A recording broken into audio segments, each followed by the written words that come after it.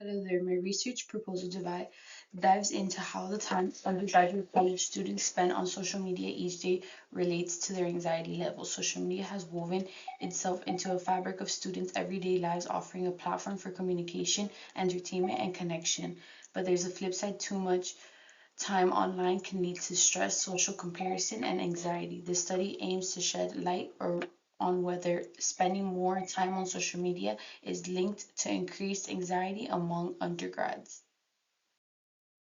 The main research questions explores whether there is a significant link between how much time undergraduate students spend on social media and their anxiety levels. The hypothesis suggests that students who are more active on social media are likely to report higher anxiety scores.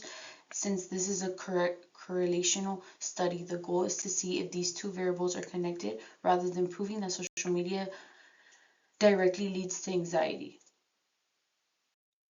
Previous studies have shown a link between social media use and various psychological and social outcomes. For instance, Primack and his team investigated how young adults engage with social media and discovered that increased usage is tied to feelings of social isolation. This finding is significant because social isolation, along with other negative social experiences, can lead to emotional challenges. The research highlights the importance of further exploring the relationship between social media habits and the mental well-being of young adults.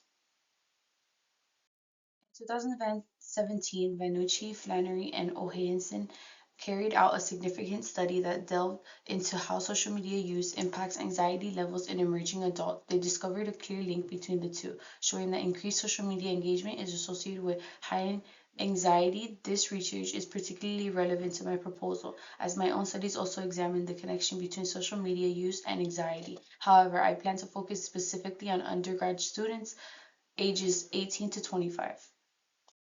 There are a few reasons why using social media might be linked to the feelings of anxiety. For one, students often find themselves comparing their own lives to the polished images they see from others. They might also feel constant pressure to stay connected or worry about missing out on events and conversations happening online. However, this study won't dive into which specific factor leads to anxiety. Instead, it will concentrate on examining the relationship between daily social media usage and anxiety scores to see if there's a statistical connection.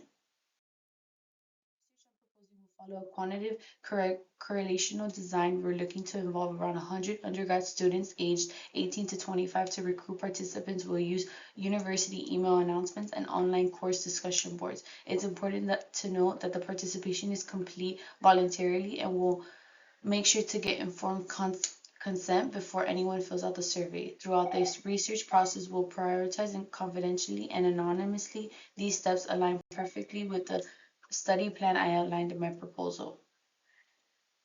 The independent variable is how much time people spend on social media each day. We'll measure this by looking at the average numbers of hours participants say they use on social media daily.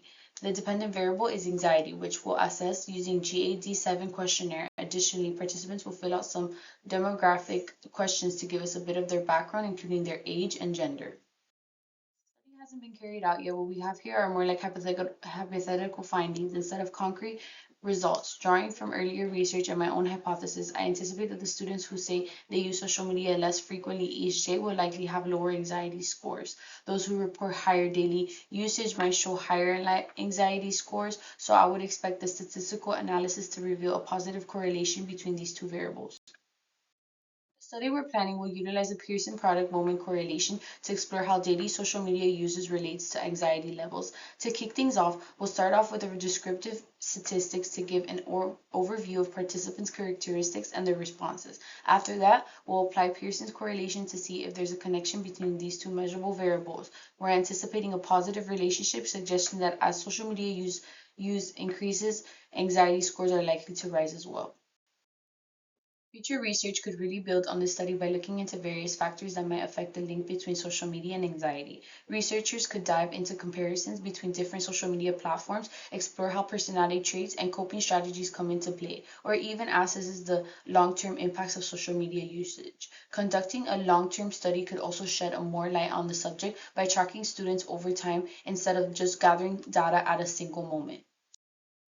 conclusion, this proposed research aims to explore the link between daily social media use and anxiety levels in undergraduate college students. Previous studies suggest there's a good chance of a positive connection between these two factors. If our findings back up this hypothesis, universities could leverage the information to enhance their counseling services, wellness programs, and educational efforts that encourage healthier tech habits.